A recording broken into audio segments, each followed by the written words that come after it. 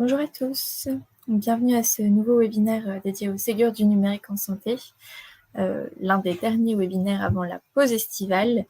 Comme d'habitude, le replay de ce webinaire vous sera envoyé par mail dès la fin de la session. On le mettra également en ligne sur le site de l'ANS avec le support de présentation.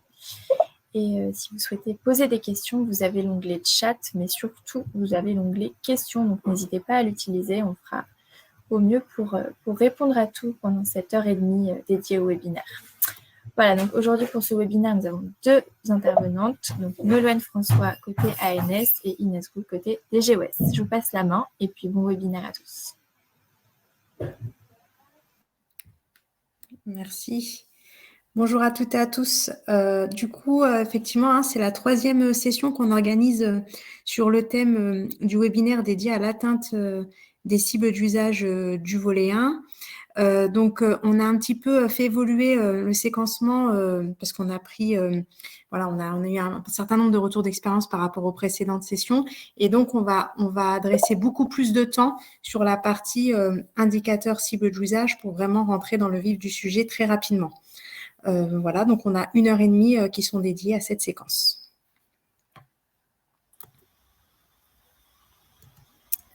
Alors, avant de commencer, rappelons le périmètre de ce que recouvre ce webinaire. Donc, on est bien sur un webinaire dédié à l'atteinte des cibles d'usage du volet 1. Donc, on présentera, mais vraiment très, très rapidement, les enjeux du programme et les indicateurs d'usage du volet 1 que vous connaissez maintenant très certainement au travers du guide des indicateurs d'usage. On partagera les questionnements des établissements sur la compréhension des indicateurs ainsi que les réponses qu'on a pu leur apporter dans une logique de capitalisation du collectif. Et enfin, on partagera également quelques éléments sur le bonus lié à l'alimentation du DMP à partir d'une partie de l'historique des DPI, puisque ce sujet a fait l'objet de la dernière instruction qui encadre le programme SUNES. Et dès cette fenêtre, nous avons eu 100 établissements qui ont candidaté sur ce sujet. Et donc, on abordera également ce bonus.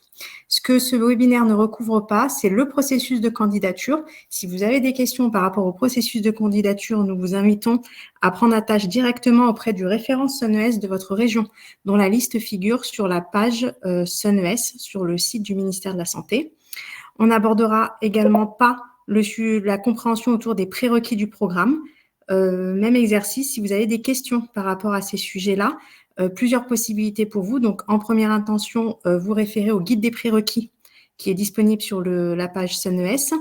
Questionnez également directement le référent SUNES de votre région ou faire appel à la boîte nationale dgos-sun@santé.gouv.fr. Et enfin, les questionnements autour du SONS également ne font pas l'objet de cette présentation.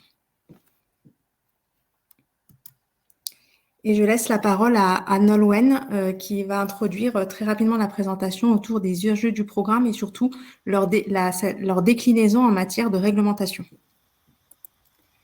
Merci Inès. Bonjour à toutes et tous. Alors, je ne vais pas revenir sur le détail du périmètre Ségur, cette petite introduction que vous connaissez tous maintenant par cœur sur l'objectif de partage des données de santé, d'alimentation de mon espace santé, de permettre à chacun de retrouver ces documents de santé dans son dossier.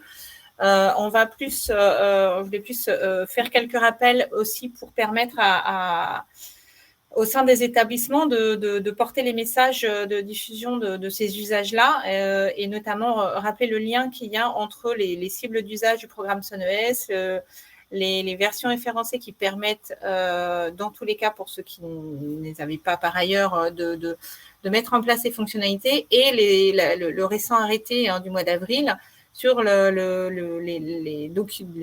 l'obligation d'alimentation du DMP et d'envoi par messagerie sécurisée de santé. Donc, il s'appuie sur un article qui existait déjà antérieurement, mais l'arrêté est venu compléter cet article avec la liste des documents à envoyer et un calendrier d'application qui va de fin 2022 à 2023, fin 2023, il me semble, sauf erreur de ma part. Et donc, on est vraiment dans cette dynamique-là d'appuyer le développement des usages pour répondre aussi à cet article et à cet arrêté qui a été publié en avril 2022. Sans quoi, évidemment, si on n'a pas les fonctionnalités, si on n'a pas déployé les usages, on sera hors texte réglementaire. Voilà, et donc du coup, on vous a remis là dans le support que vous aurez avec vous. Le contenu de cet article alors 1111-15 du Code de la santé publique et le lien vers l'arrêté du mois d'avril qui reprend, il y a un tableau avec l'ensemble des documents qui ont été listés, que ce soit en milieu hospitalier ou pas, mais il y a pas mal de documents qui ont été listés avec la date d'échéance pour chacun de ces documents. Je vais enchaîner rapidement avant de passer au vif du sujet SONES sur les échéances du dispositif SONS, donc qui s'appuie, qui finance des versions référencées Ségur pour les installations dans les établissements de santé et toutes les structures médecine de ville, et laboratoires et imagerie, tel que ça a été défini. Donc ces premiers couloirs qui étaient pour lesquels l'arrêté a été publié, l'arrêté de création du dispositif SONS a été publié au mois d'août 2021. On a reporté, fin juin, on a pris la décision de reporter les dates limites pour les demandes et les clôtures de financement, étant donné le retard et le nombre de structures qu'on risquait qui risquaient de ne pas pouvoir s'intégrer et bénéficier du dispositif. Donc, antérieurement, les éditeurs devaient transmettre à l'agence de services et de paiement les bons de commande ou les devis signés par leurs clients avant le 15 juillet. Et donc, cette date a été reportée au 30 novembre. Donc, si vous n'avez pas encore récupéré les propositions de vos éditeurs pour pouvoir installer ces versions référencées, sachez qu'ils ont maintenant jusqu'au 30 novembre pour les transmettre. Alors évidemment, comme on le disait auparavant sur le 15 juillet, on reporte ça sur le 30 novembre. Tout ce qui sera validé avec suffisamment d'avance permettra dans le temps aux éditeurs de charger ces demandes de financement, puisque c'est techniquement un petit peu complexe et que ça prend du temps, surtout multiplié par le nombre de clients que peut avoir un éditeur. Et ensuite, c'est la date de clôture, donc c'est la date de fin de mise en œuvre de ces prestations de validation, de ces prestations Ségur, prises en charge par ce dispositif-là. Donc, qui était antérieurement au 15 octobre pour tout ce qui était imagerie, laboratoire et médecin de ville, et au 31 décembre pour les autres logiciels hospitaliers, dossiers patients, plateforme d'intermédiation, référentiel d'identité. Donc, on a rejoint ces deux dates en une seule et reporté au 28 avril 2023. Donc, ça, c'est la nouvelle date butoir pour pouvoir valider la réalisation de la prestation Ségur, signer les VA ou pour les éditeurs les MOM, et que les éditeurs puissent transmettre ces documents à l'ASP, là aussi, avant le 28 avril. Voilà, c'était important de remettre ça en visibilité. Ça a été décidé il y a 2-3 semaines maintenant. Donc, on le rappelle, c'est important. On a gagné un peu du temps, mais l'idée, c'est quand même de ne pas attendre non plus trop longtemps, puisque ce n'est pas pour que le processus s'endorme, mais pour qu'il puisse inclure tout le monde, donc continuer dans la dynamique actuelle. Voilà, je te passe la parole, Inès. Oui, merci. Je en profite pour répondre à une question de Maxime Augier, donc ARS Normandie. Donc, effectivement, l'idée, l'objectif de ces délais, et puis je laisserai Nolwenn compléter si nécessaire, c'est non pas de lisser, entre guillemets, la charge des éditeurs, mais c'est surtout de leur donner les moyens, en fait, de prendre plus de clients. Donc, bien entendu, si vous êtes déjà engagé avec des éditeurs, avec des devis signés, avec des dates de réalisation sur lesquelles vous étiez engagé avec l'éditeur, il faut vraiment faut vraiment en fait continuer à travailler avec lui de manière à ce que ce délai soit respecté. Il ne s'agit pas en fait de reporter les dates des devis initialement signés avec les établissements qui se sont engagés dès à présent avec les éditeurs. Je ne sais pas, Nolwenn, si tu veux… Ouais. En fait, voilà, ouais, c'est un peu l'idée de la dynamique. On veut pas que le fait d'avoir reporté au 28 avril, ça permette de décaler tous les projets, parce que justement, c'est pour pouvoir en intégrer de nouveaux. Maintenant, c'est certain que un devis signé pour un RIS, par exemple, qui aurait été signé au mois de juin et qui donc donnait cette date du 15 octobre comme deadline, si l'éditeur ne peut transmettre les documents de fin de projet que le 30 novembre, ça passera. Donc, il n'y a plus de… L'ASP ne bloquera pas sous prétexte que ça a été signé avant l'arrêté rectificatif. Ça, c'est certain. Maintenant, faut encourager personne à ça, au sens où décaler, prendre du temps sur la réalisation, c'est empêcher, du coup, c'est décaler tout l'ensemble des planifications. Et si on a planifié une prestation qui tient dans ce délai-là, bah, il faut faire au mieux pour tenir ce délai-là, puisque sinon, bah, on va faire que reporter le problème, quoi. Et il n'y aura pas de deuxième report des dates. Voilà. Alors, je vous propose de passer très rapidement, parce que je pense que maintenant vous le connaissez par cœur si vous êtes engagé dans les indicateurs d'usage volet 1, donc le programme SUNES. Donc très rapidement, hein, donc le programme SUNES, hein, c'est un des dispositifs du programme Ségur numérique qui concerne les établissements sanitaires et exclusivement les établissements sanitaires. C'est un programme, hein, qui s'inspire des principes open dans le sens où en fait c'est un programme de financement forfaitaire à l'atteinte de cibles d'usage qu'on va décliner après et qui repose du coup sur une logique de financement d'usage et non pas de déploiement technique.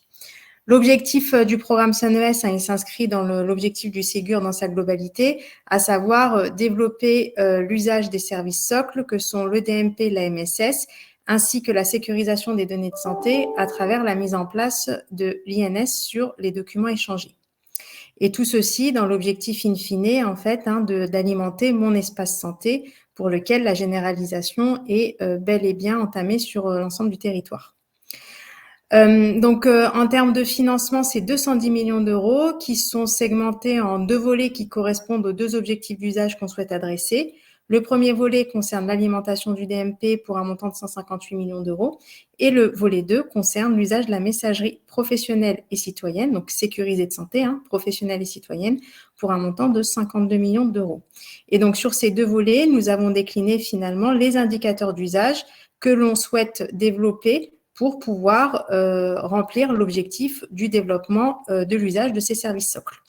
Donc, concernant le volet 1, on va avoir un premier domaine qui va adresser les documents de sortie. Donc, à travers les documents de sortie, on va retrouver la lettre de liaison de sortie, l'ordonnance de sortie et le compte-rendu opératoire. Le deuxième domaine du volet 1 adresse la biologie. Et donc là, on souhaite retrouver dans le DMP notamment le compte-rendu de biologie, structuré au format CDR du niveau 3. Et enfin, un troisième domaine qui s'adresse à l'imagerie. Et donc, on souhaite retrouver dans le DMP les comptes rendus d'imagerie structurés au format CDR de niveau 1, tels que d'ailleurs les documents de sortie. Sur le volet 2, donc, on n'adressera pas aujourd'hui les indicateurs d'usage, mais on va être amené, bien entendu, à la rentrée à réaliser des webinaires sur les indicateurs du volet 2, puisque, comme vous le savez, la deuxième fenêtre de financement du programme adresse à la fois le volet 1 et le volet 2. Et donc, on a des établissements qui ont été retenus sur le volet 2 et qui s'engagent à atteindre les cibles d'usage du volet 2 entre le 1er juillet 2022 et le 31 décembre 2022. Du coup, à la rentrée, on prévoit effectivement de faire évoluer nos webinaires pour recouvrir également le volet 2. Donc, concernant le volet 2, on a eu une première expérimentation fin 2021 qui visait justement à challenger un petit peu les usages autour de la messagerie sécurisée de santé citoyenne, puisque c'était nouveau par rapport à la MSS Pro. Et de cette expérimentation, on a conclu, entre guillemets, au fait qu'il fallait aller un petit peu plus loin. Et donc, on a également sélectionné des établissements pilotes Mon Espace Santé, en sus de cette expérimentation, pour un montant à peu près du même montant.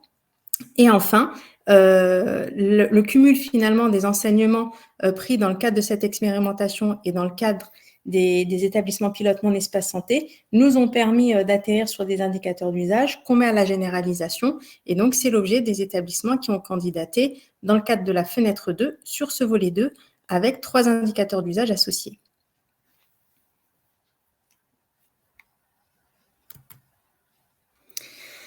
Donc là, un panorama très synthétique. Bon, j'espère qu'il est assez lisible, mais en tout cas, vous aurez à disposition la présentation sur le site de l'ANS de l'ensemble des volets, donc volet 1 et volet 2. Et en fait, on vous y a mis l'ensemble des par domaine, l'ensemble des indicateurs qu'on attend.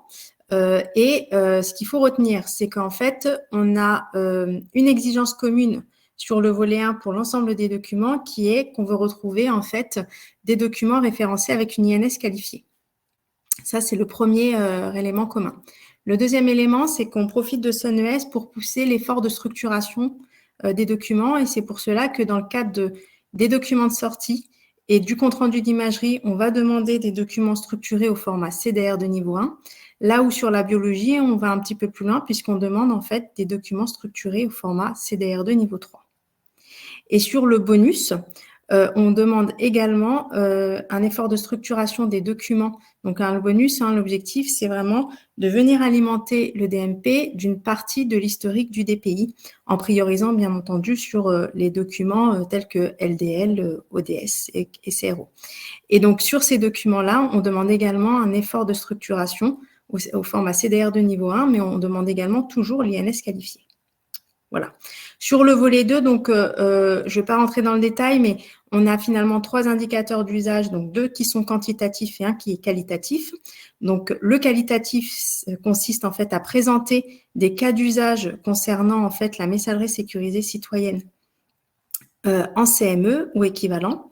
Et concernant les 2 indicateurs quantitatifs, donc on en a un qui est dédié à la messagerie sécurisée de santé professionnelle, où là, on va demander aux établissements d'envoyer des documents de santé via cette MSS Pro, à l'instar de ce qu'on retrouve dans Open. Mais la différence, c'est que là, dans SunES, on va demander un effort de structuration de ces documents au format CDA et que ces documents soient référencés avec une INS qualifiée. Là où dans Open, on était juste sur l'envoi de documents via la MSS Pro. Et enfin, un deuxième indicateur, donc là, qui adresse directement la messagerie sécurisée citoyenne, où on va demander aux établissements d'envoyer des messages avec ou sans pièce jointe aux patients depuis le vecteur messagerie sécurisée citoyenne.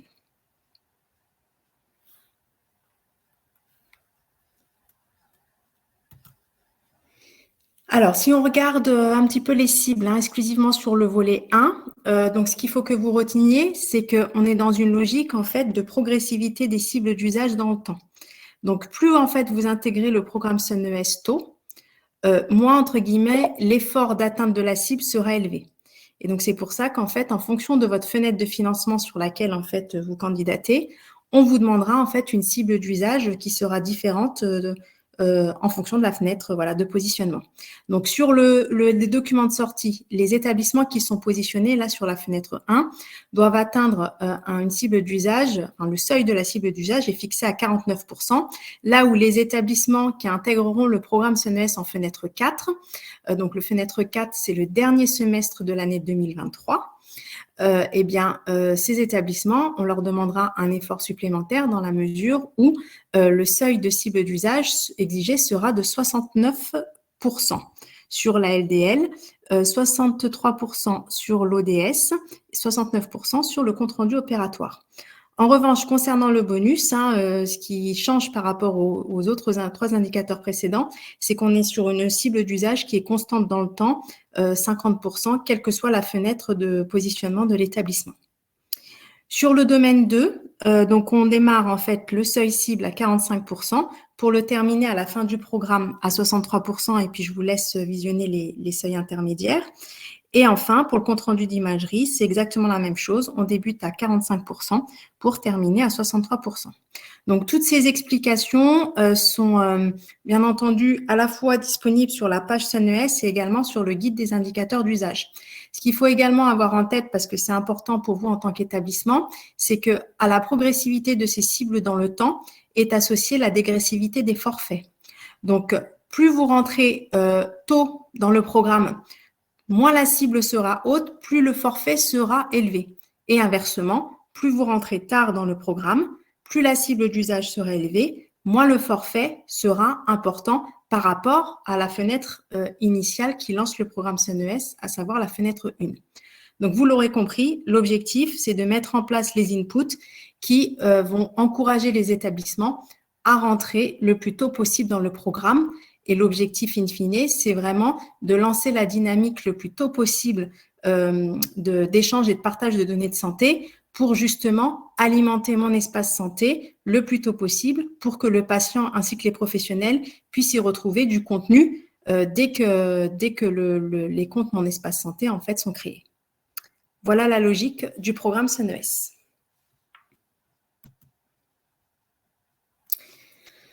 Concernant, donc je vois qu'il y a des questions dans le chat, donc si Nolwenn sait y répondre, n'hésite pas. Ça va être compliqué pour moi d'intervenir en même temps, et puis sinon on prendra quelques temps pour relire aussi les questions dans le chat. Alors, sur le volet 1, alimentation du DMP, donc vous l'avez compris, on a donc, hop, excusez-moi, voilà, on a du coup, le volet 1 est dédié vraiment à l'alimentation du DMP, là où le volet 2 est dédié à l'usage de la MSS Pro et citoyenne. Donc ça, vous l'avez compris. Concernant le volet 1, donc en fait, on va typer les documents qu'on souhaite retrouver dans le DMP. Et donc, je vais me répéter, mais je pense que c'est important, on exige en fait dans le domaine 1, document de sortie, de retrouver dans le DMP la LDL, l'ordonnance de sortie, le compte-rendu opératoire. Le compte-rendu opératoire étant un bonus. C'est-à-dire que, bien entendu, les établissements qui ne sont pas éligibles à ce bonus parce qu'ils ne réalisent pas d'activité chirurgicale au sens bloc opératoire, bien entendu, ils n'ont pas les dispositions pour pouvoir alimenter le DMP de ce type de document-là.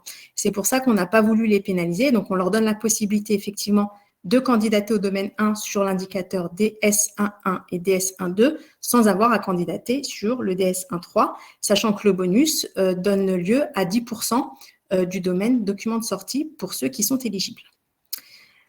On a rajouté du coup un indicateur depuis la deuxième fenêtre de financement qui est également un bonus alimentation du DMP en document historique du DPI. Donc, on est exactement sur la même logique que le bonus CRO. C'est sur si les établissements souhaitent candidater sur ce domaine, ce n'est pas obligatoire, mais s'ils le souhaitent, ils ont la possibilité et ils seront rétribués sous la forme d'un bonus. Et s'ils ne le souhaitent pas, bien entendu, ils restent éligibles au domaine 1 sur la partie notamment document de sortie DS11 et DS12.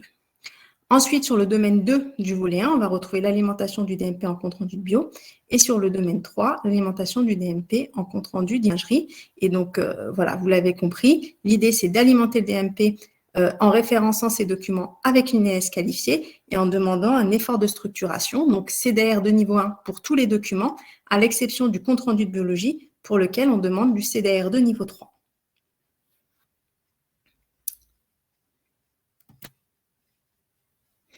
Alors, sur la partie bonus supplémentaire, reprise d'une partie de l'historique du DPI dans le DMP. Donc, tout est disponible également sur la page CNES. Donc, les points d'attention qu'on souhaitait quand même vous mettre en visibilité pour ceux qui ont candidaté sur cet indicateur. Pour l'heure, on n'a pas encore eu beaucoup de questions d'établissement dans la mesure où la fenêtre de financement vient de commencer. Et je pense qu'au prochain webinaire, on aura pu recueillir un certain nombre de questions et vous partager les réponses. Mais en tout cas, à ce stade, on n'a pas encore beaucoup de questions d'établissement puisqu'ils se lancent réellement dans le sujet là maintenant. Donc, concernant la date de soumission, donc la date figurant dans l'entête du document doit correspondre à celle du séjour de l'acte afin de ne pas induire le patient en erreur, pensant qu'il s'agit en fait d'un élément lié à une prise en charge récente. Voilà, donc il faut bien mettre en visibilité finalement la notion d'historique à travers cette date-là pour qu'il n'y ait pas de confusion chez le patient par rapport à un document qui viendra alimenter le DMP qui serait issu d'un séjour récent. Concernant le format du document, donc, on est bien aussi sur du format CDR de niveau 1. Concernant l'identitovigilance, donc l'établissement il doit s'assurer de l'identité du patient qui fait l'objet de l'alimentation du DMP, en s'appuyant bien entendu toujours sur les recommandations du RNIV, ça ne bouge pas, c'est toujours comme ça, et en récupérant son INS. Par contre, effectivement, il ne va pas venir modifier le contenu du document puisque ça a été signé et il n'est pas question de revenir là-dessus, mais pour autant, dans l'entête CDR de niveau 1, l'établissement doit mettre en exergue l'INS du patient. Et concernant l'auteur, il est préférable donc d'identifier l'établissement comme un des auteurs du document pour pallier les cas où il est complexe de récupérer l'identifiant national RPPS de l'auteur ou que ces derniers ne figurent plus, par exemple, au RPPS. Voilà. Donc, c'est des recommandations, bonnes pratiques qui ont été formalisées dans un guide que vous retrouverez du coup sur la page CNES. L'idée, c'est vraiment de vous éclairer en pratique sur la mise en place en fait de cette alimentation.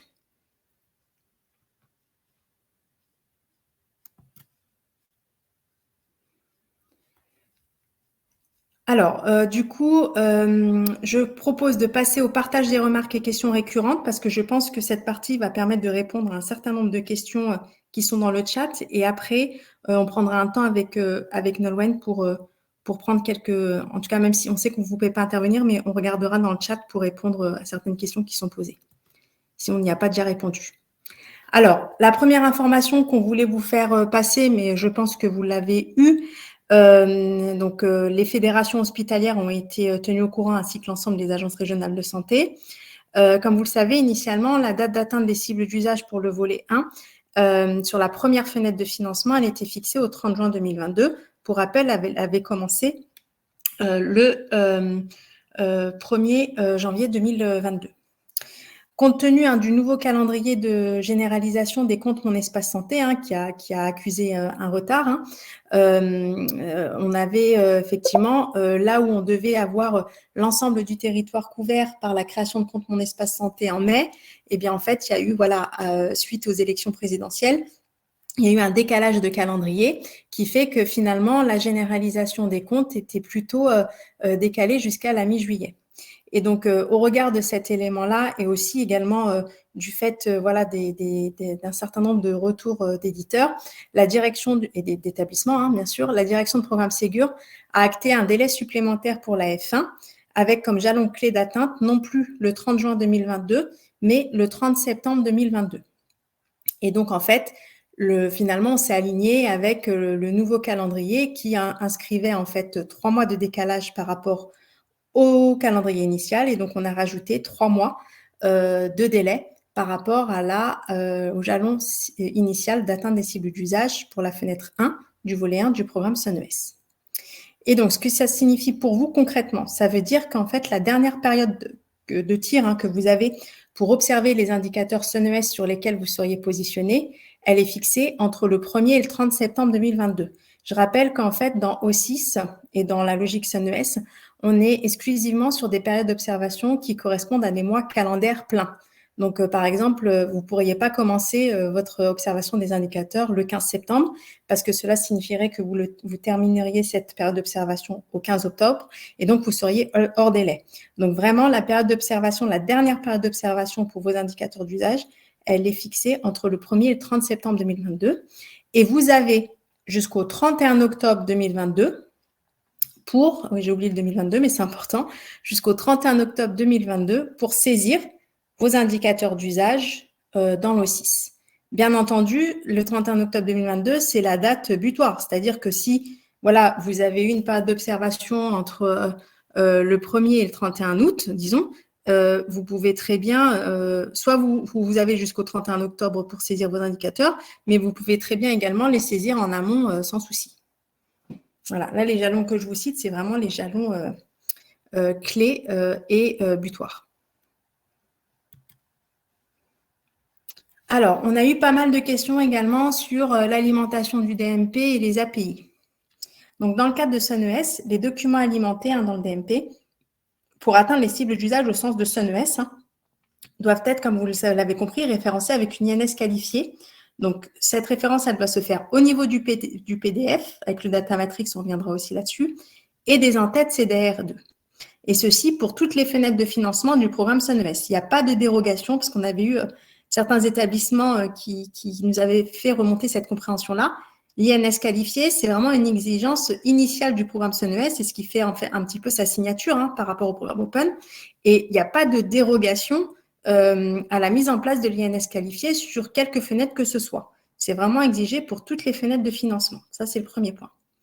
Et donc, si on traduit cette exigence d'usage en exigence technique, cela signifie que, en fait, d'un point de vue technique, en fait, jusqu'à fin 2022, l'utilisation de l'INS qualifié pour alimenter le DMP, elle n'est pas obligatoire puisque aujourd'hui, on a des établissements qui peuvent mobiliser l'alimentation du DMP à travers l'API V1 qui, en fait, implique de mettre en place plutôt l'INS calculé. Toutefois, on recommande très, très fortement, on n'a pas vocation à obliger, ce n'est pas notre rôle, mais on vous recommande quand même très, très fortement d'alimenter le DMP exclusivement via l'API V2 si vous voulez atteindre les cibles d'usage au sens de SONES en utilisant l'INS qualifié, car alimenter le DMP avec une INS à partir de l'API V1, c'est très complexe et risqué. Et en fait, il n'y a jamais eu de tests qui ont été faits par la CNAM ni par le GIE Cesium Vital. Et en fait, il y a un risque potentiel majeur en fait, d'erreur d'identification patient. Et donc, en gros, pour la faire très schématique, si vous voulez référencer des documents avec l'INS qualifié, on vous conseille très très fortement, recommandation très très forte, de mobiliser l'API V2. L'API V1, donc qui est équivalent à l'INS calculé, et l'API V2 sans INS qualifié, donc il y en a une sans INS qualifié, mais celle-ci correspond aux versions inférieures strictement à la V2.4, seront définitivement arrêtées à fin d'année 2022. Et donc, on vous encourage vraiment, dans le cadre de SunES, à vous mettre dans la cible de l'API V2+, on l'appelle plus, qui est l'API V2 qui permet d'alimenter le DMP avec l'INS qualifié. Voilà. Donc, si vous êtes dans le cadre d'un autre programme et que vous ne candidatez pas à SunES, bien entendu, et vous êtes encore sur l'API V1, voilà, il faut quand même réfléchir à la cible parce que début 2023, ces API ne seront plus fonctionnelles. Mais en revanche, si vous prétendez aux cibles d'usage SunES, c'est que vous êtes sur une des fenêtres qui se situe sur 2022, donc soit la F1, soit la F2. Enfin, c'est plutôt la F1. Il faut vraiment mobiliser l'API V2 INS qualifié. Et même si vous êtes en F2, puisque F2 débute le 1er juillet pour se terminer au 31 décembre 2022. Donc, c'est également le cas pour la fenêtre 2 du programme SunES. Et il y aura plus ces questions-là en 2023, dans la mesure où les API V1 et l'API V2 sans INS qualifié ne seront plus fonctionnels. Donc ça, c'est un point à voir avec vos éditeurs, si ce n'est pas déjà fait d'ores et déjà. Alors, on parle de documents référencés avec une INS qualifiée, mais qu'est-ce que ça signifie? Alors, SunES, en fait, n'introduit... Enfin, c'est vrai que je disais que ça introduit cette exigence, mais finalement, ça l'introduit dans une logique, en fait, de cadre réglementaire qui préexiste à SunES. Puisque l'arrêté du 27 mai 2021, portant approbation des modifications apportées au référentiel Identité nationale de santé, décrit clairement les conditions et les modalités de mise en œuvre de l'obligation de référencement des données de santé avec l'INS. Et donc, finalement, SunES puise finalement ces exigences dans un cadre réglementaire qui préexiste à SunES. Ça, c'est important de le souligner parce qu'on a tendance à penser que c'est SunES qui amène l'exigence d'INS qualifiée, là où, en fait, elle existe par ailleurs dans le cadre de l'arrêté du 27 mai 2021. Donc, à ce titre, pour atteindre les usages du volet 1, donc pour les documents PDF, donc hors ordonnance de sortie, on exige en fait d'intégrer l'INS et le data matrix. Et donc, vous avez un exemple de cartouche et de description du data matrix qui est disponible sur le site de l'ANS. Et donc, si en fait, vous alimentez le DMP de documents sur lesquels ne figure pas le cartouche avec le data matrix, eh bien, ces documents, bien sûr, viendront alimenter le DMP, mais on ne pourra pas les comptabiliser dans le nombre de documents qui répondent aux exigences des cibles d'usage SunES. Donc ça, c'est important que vous l'ayez en tête.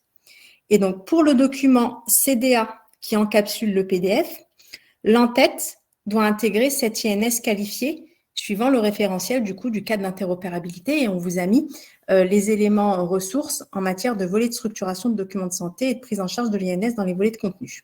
Voilà. Et donc, on nous demandait ce que ça signifiait concrètement sur les documents. Donc, déjà, effectivement, ce cartouche qui inclut le data matrix n'a pas besoin d'être présent sur toutes les feuilles qui composent le document en question qui vient alimenter le DMP. Si c'est sur la première page de garde, ça sera suffisant. On n'a pas besoin de reproduire ce cartouche autant de fois qu'il y a de feuilles dans le document. Le cartouche et le data matrix sont bien deux objets différents. Il y en a un qui est imbriqué dans l'autre, on va dire. Donc, le cartouche, en fait, correspond au modèle de présentation des traits obligatoires que l'on doit retrouver sur les documents de santé, ces traits obligatoires étant bien décrits dans le référentiel national d'identité-vigilance. Et le data matrix, ça correspond au QR code que vous retrouvez en fait dans le schéma à droite. Donc ça, c'est un exemple de modèle de cartouche, mais bien entendu, si avec votre éditeur, voilà, vous avez un autre modèle qui vous est proposé, c'est tout à fait possible. Simplement, il faut absolument dans ce cartouche qu'on retrouve les traits obligatoires et le QR code. Après, charge à vous avec l'éditeur de vous mettre d'accord sur la manière dont vous voulez présenter ces données. Et donc, à titre d'exemple, l'ANS a proposé un modèle de cartouche possible. On nous a fait également des remarques sur le fait qu'effectivement, dans ce cartouche-là, vous voyez, on a l'adresse de messagerie sécurisée de l'usager. Ça, bien entendu, c'est pas un trait obligatoire. Ça a été mis pour promouvoir, on va dire, l'adresse de messagerie, mais si dans votre modèle de cartouche, vous n'intégrez pas cette adresse de messagerie avec l'information associée, c'est valable aussi. Il faut vraiment que dans le cartouche, vous retrouviez exclusivement les traits obligatoires, et les traits obligatoires sont listés dans le référentiel national d'identité-vigilance.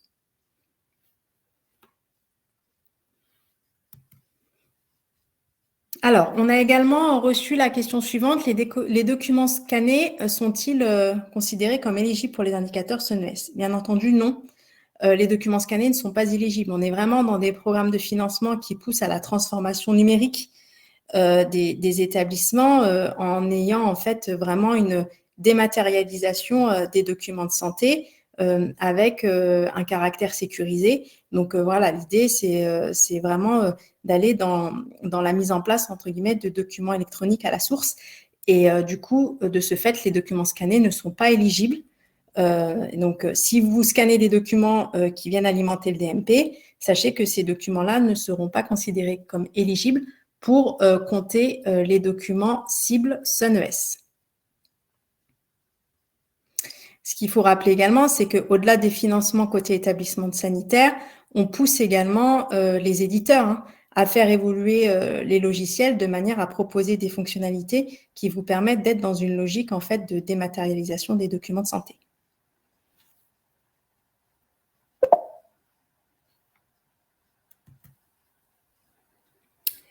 Alors, on nous questionne également pas mal sur la notion de séjour. Donc, sur la notion de séjour, donc on a effectivement proposé une définition des séjours par activité, et ceci pour être sûr en fait qu'on compte la même chose par corps d'activité commun. Ça a été nécessaire parce que c'est une demande qui a été d'ailleurs demandée par les fédérations hospitalières, puisque les établissements avaient effectivement du mal à recouvrir, enfin à définir cette notion de séjour. Et donc, dans le guide des indicateurs d'usage, vous verrez, on a tout un chapitre dédié à cette notion-là, et donc on a défini par activité ce qu'on entend par séjour. Et donc, il faut vraiment vous caler sur cette notion de séjour parce que c'est pas la notion de séjour forcément PMSI que vous pouvez utiliser dans certains secteurs d'activité. C'est vraiment une notion de séjour qui a été décrite sur la base, en fait, de la définition d'une unité finalement logique à partir de laquelle, en fait, on enverrait la lettre de liaison sortie une fois que le séjour serait terminé. Donc, par exemple, effectivement, dans le cadre de séjour où on est plutôt sur des venus patients, il a fallu adopter cette notion de séjour pour laquelle on peut facturer une venue au sens PMSI. Là, l'idée, c'était vraiment de se dire, logiquement parlant, d'un point de vue patient, il n'est pas logique en fait d'adresser, par exemple, pour certains secteurs d'activité, une lettre de liaison par venue. Il faut vraiment qu'il y ait une cohérence de prise en charge du patient pour pouvoir adresser la lettre de liaison une fois qu'on considère que le séjour est terminé.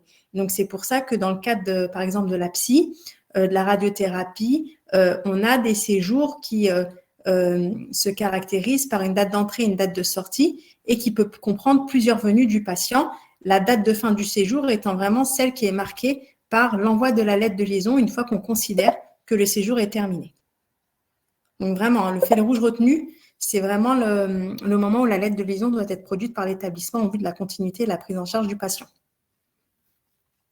Donc voilà, donc on nous a posé cette question-là à plusieurs reprises. Donc vraiment, l'idée, c'est que vous vous rattachiez à cette définition de séjour pour comptabiliser les séjours dans le cadre de SONES. Alors, la définition de séjour n'est pas à confondre avec la période d'observation des séjours. Ça aussi, on a souvent cette confusion. Vous pouvez avoir une notion de séjour et cette notion de séjour vous permet finalement d'identifier, entre guillemets, la temporalité de ce que vous devez considérer dans la mesure de votre indicateur, là où la période d'observation, en fait, elle est de 1 mois. Et donc, si je prends l'exemple, par exemple, pour la lettre de liaison de sortie, l'ordonnance de sortie et le compte-rendu opératoire, votre séjour, en fait, vous avez d'abord défini votre séjour, et dans ce périmètre de séjour éligible, en fait, il faut que vous comptabilisiez les séjours pour lesquels, finalement, la fin du séjour est comprise dans la période d'observation. Donc, comme ce n'est pas forcément hyper simple à expliquer, on vous a fait un schéma. Donc, vous voyez là, la période d'observation, donc c'est J-30 à J. Et finalement, tous les séjours qui finissent avant le début de la période d'observation ou qui se terminent après la fin de la période d'observation ne sont pas éligibles. Il faut vraiment que vous comptabilisiez uniquement les séjours dont la date de fin est comprise pendant la période d'observation de l'indicateur.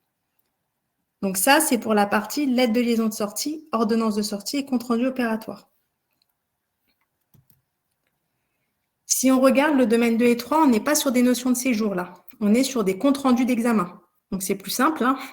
Donc les comptes rendus d'examen de biologie et d'imagerie, il faut simplement que vous comptabilisiez les examens que vous auriez réalisés dans la période d'observation de l'indicateur. Bien entendu, ces comptes rendus d'examen peuvent être issus de séjours, mais peuvent également être issus d'actes et de consultations externes. Là où dans la précédente slide sur la lettre de liaison de sortie, l'ordonnance de sortie et le compte-rendu opératoire, on est exclusivement sur des notions de séjour d'hospitalisation.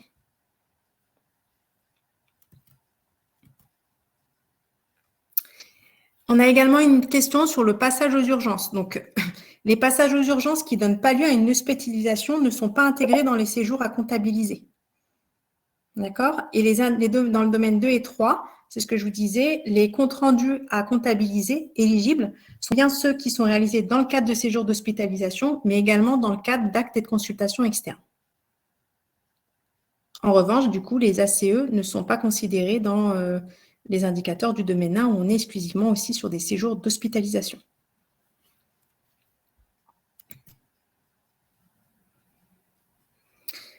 Alors, concernant les ordonnances de sortie, quelles sont les ordonnances de sortie à considérer? On a typé ordonnances de sortie, mais sans les lister de manière exhaustive. Donc, on peut avoir plusieurs types de prescriptions. Certains établissements se demandaient si seules les prescriptions médicamenteuses étaient éligibles. Donc, non, hein. On peut avoir des prescriptions de soins, dispositifs médicaux, transport médicalisé, examens complémentaires, autres. Donc, voilà. Donc, l'idée, c'est vraiment qu'on est par contre sur des ordonnances de sortie et pas des ordonnances pendant en fait l'hospitalisation. Prescription pendant l'hospitalisation, on est vraiment sur la prescription de sortie. On avait également des questions sur la lettre de liaison et la temporalité à laquelle elle doit être envoyée au DMP.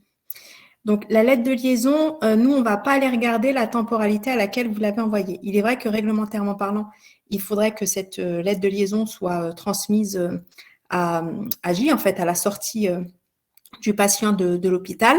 Mais nous, ce qu'on va aller regarder, c'est, voilà, on ne va pas aller checker la temporalité à laquelle vous avez déposé la lettre de liaison. On va simplement, entre guillemets, regarder si la lettre de liaison est bien déposée ou pas dans le DMP, indépendamment de la date à laquelle elle a été déposée dans le DMP. Voilà, donc si vous la déposez plusieurs jours après le séjour, elle sera quand même considérée comme éligible, mais il faut bien entendu que ça respecte, il faut que ce soit bien une lettre de liaison qui est à relier à un séjour qui s'est terminé pendant la période d'observation de l'indicateur.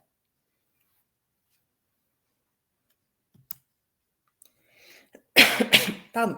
Sur le domaine 2 et 3, les questionnements qu'on a pu avoir, c'est sur les indicateurs, sur la biologie et l'imagerie. Sont-ils applicables à tous les établissements sanitaires? Donc non. Seuls les établissements en fait, qui disposent en propre d'un plateau technique d'imagerie ou de biologie sont éligibles. C'est-à-dire qu'en gros, il faut que le plateau technique ait le même finesse juridique que l'établissement qui candidate. Donc, si vous faites appel à de la prestation pour la réalisation de ces examens de biologie et d'imagerie, vous ne pouvez pas candidater au domaine 2 et au domaine 3. En revanche, vous pourrez candidater au domaine 1. Ces plateaux techniques-là seront par ailleurs rétribués sur la notion d'usage dans le cadre en fait, du Ségur, mais qui concerne la médecine de ville. Voilà pourquoi on ne souhaitait pas rétribuer les mêmes cibles par 2 vecteurs différents. Et donc, SunES s'adresse exclusivement sur la partie domaine 2 et 3 aux établissements qui disposent d'un plateau de biologie et d'imagerie en propre. Doit-on transmettre tous les comptes rendus de biologie ou d'imagerie au DMP? Eh bien non. Il faut vraiment, bien entendu, on sait bien qu'il y a des comptes rendus de biologie, notamment par exemple dans le cadre de la réanimation ou d'imagerie sur par exemple des tumeurs cancéreuses. Voilà, on sait très bien que voilà, les praticiens ne souhaitent pas forcément, et à juste titre, transmettre ces documents au DMP. Donc là, c'est bien entendu à la charge de la CME et des praticiens de choisir s'ils souhaitent ou pas venir alimenter le DMP de ces documents dits sensibles.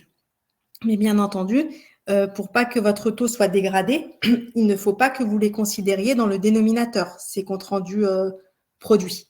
Donc ça, bien entendu, on laisse bien entendu l'établissement maître de l'alimentation du DMP en matière de documents dits sensibles.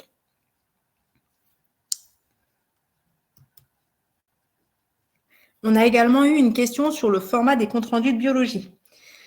Donc, comme vous le savez, les comptes rendus de biologie, pour ceux qui sont éligibles et qui ont candidaté sur le domaine 2, on attend qu'ils soient structurés au format CDR2 niveau 3. Mais donc au sens SunES pour la cible d'usage. Mais bien entendu, il faut que ce format-là soit accompagné en fait du PDF dans le DMP, puisque les PDF sont considérés par les biologistes comme des éléments fiables pour le retour des résultats dans les dossiers des patients. Ils sont complets, présentables pour les autres professionnels de santé, et les CDA peuvent encore être difficiles à visualiser selon les solutions logicielles utilisées, et ça peut créer des biais, notamment sur la visualisation en fait des courbes de biologie. Et donc, c'est pour ça que effectivement, on va le rajouter dans les indicateurs d'usage parce que pour nous, c'était évident, mais visiblement pas forcément pour tous. Au sens SunES, on attend bien entendu un format structuré un compte rendu structuré au format CDR de niveau 3, mais ce dépôt de documents au format CDR de niveau 3 doit s'accompagner également d'un format du compte rendu de biologie au format d'un dépôt du compte rendu de biologie dans le DMP au format PDF pour les raisons de lisibilité soutenues par les biologistes que je viens de vous expliciter.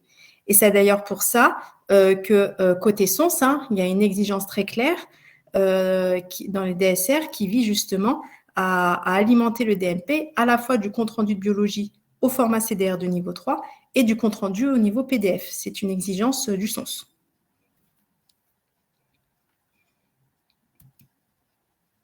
Je vais aller un peu loin. La dernière question qu'on avait eue, c'est sur le lot 1 qui est CDR de niveau 3. Donc, peut-on alimenter le DMP en compte rendu biologie au format CDR de niveau 3 sans nécessairement respecter la nomenclature LOINC?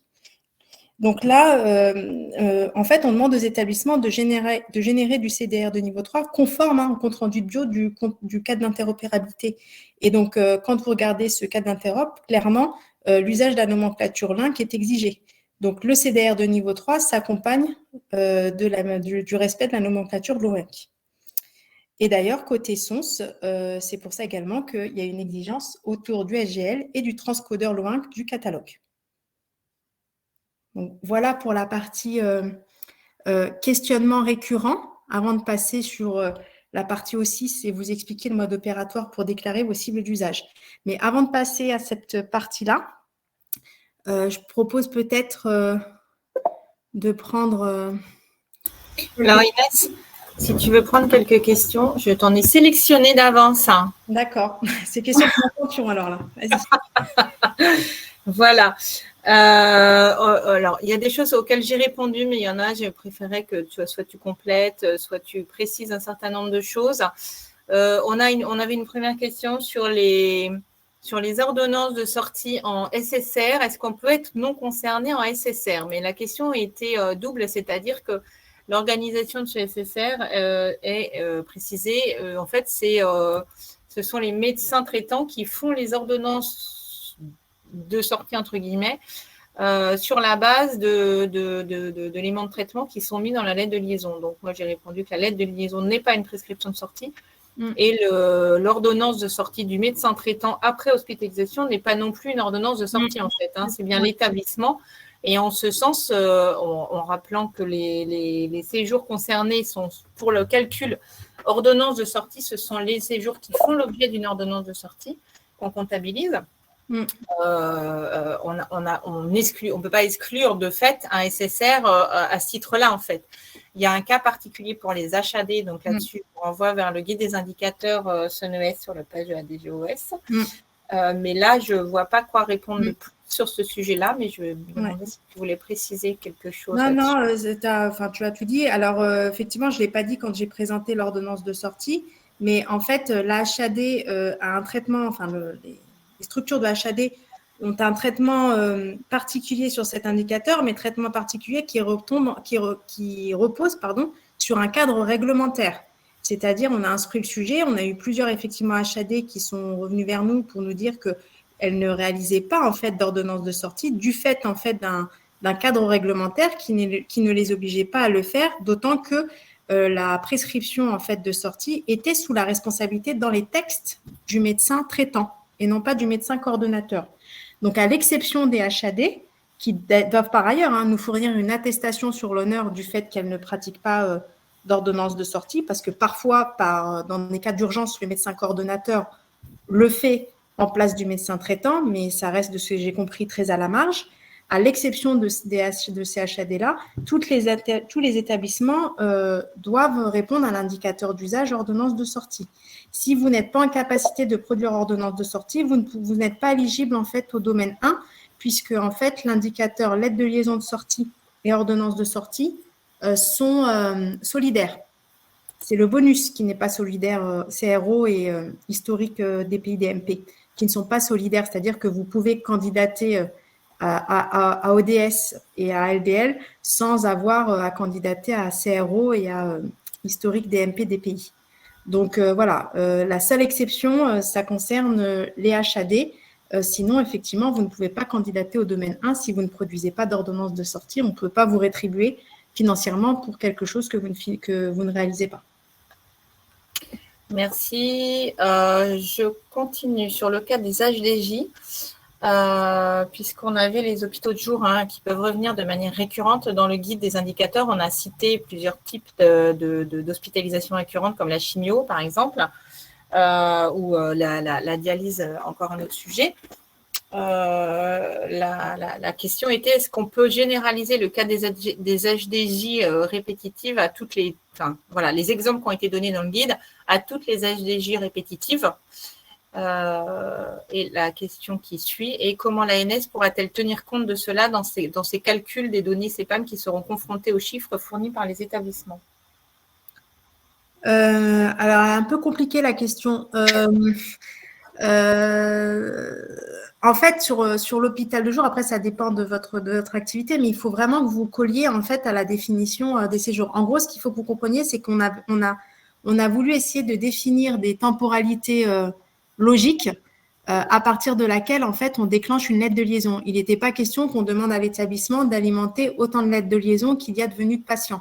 En revanche, c'est à l'établissement d'identifier dans le cadre quand même de ce qui est défini dans la notion de séjour, la temporalité, donc le nombre de venues qui constitue une unité logique à la fin de laquelle une lettre de liaison, en fait, est transmise. Donc, si c'est une venue, deux venues, trois venues, pour l'abscisse, ça après, c'est à vous de le définir et c'est à vous de le préciser. Lorsque vous remplirez votre fiche indicateur O6, il faudra que vous justifiez de votre notion de séjour. Mais une notion de séjour qui doit s'intégrer quand même dans le cadre de définition globale de ce qu'on vous fournit dans le guide des indicateurs d'usage. Donc voilà, ça c'est la première partie de la réponse. J'espère que je n'ai pas trop répondu à côté. Et puis si ça ne répond pas, n'hésitez pas à nous solliciter à travers l'adresse dgos-sunes. La deuxième partie, sur la partie, alors ce n'est pas l'ANS qui va vérifier la notion d'hôpital de jour, et puis on n'a pas les moyens de le faire, clairement. C'est ce qu'on va confronter, on vous demande de justifier votre notion de séjour dans l'OSIS. Et donc ça, c'est les agences régionales de santé qui vont veiller à ce que vous ayez bien quand même défini et justifié votre notion de séjour pour nous assurer que vous rentrez bien dans le cadre, en fait, de la définition de séjour SONES. Ça, c'est le premier point. Ensuite, c'est la CNAM qui nous envoie, en fait, ces stats. Et d'ailleurs, vous avez, on va vous le montrer, hein, mais vous avez accès aussi à ces stats de la CNAM. Et en fait, on va confronter votre saisie déclarative par rapport au nombre de documents qui sont reçus dans le DMP au regard des statistiques de la CNAM. Et la CNAM est en capacité de d'identifier les types de documents par mois que vous avez envoyés dans le DMP. Et donc, en fait, nous, c'est ce chiffre-là qu'on va venir récupérer de la CNAM. Et par contre, on va venir l'apposer sur le séjour que vous avez déclaré, puisqu'on n'a pas capacité, nous, au niveau national, de décompter les nombres de séjours établissements. Hein. Et donc, c'est le ratio numérateur de la CNAM sur le séjour que vous avez déclaré qui va venir, en fait, challenger votre déclaratif à vous, qui est votre numérateur et dénominateur. Et donc, en fonction des deux stats qu'on réalisera, on sera en capacité de dire si effectivement on considère que vous avez atteint ou non la cible. Et si on considère que vous ne l'avez pas atteint, bien entendu, il y aura l'ARS reviendra vers vous pour comprendre ce qui se passe. Et soit, voilà, c'est potentiellement une erreur au niveau national, hein, ça peut arriver. Et donc, vous aurez les financements. Soit, effectivement, vous n'avez pas atteint. Et donc, potentiellement, il y a une erreur de requête au niveau de votre éditeur ou je ne sais quoi. Et donc là, il faudra investiguer pourquoi de votre côté et vous passerez en report de fenêtre de financement sur la fenêtre suivante.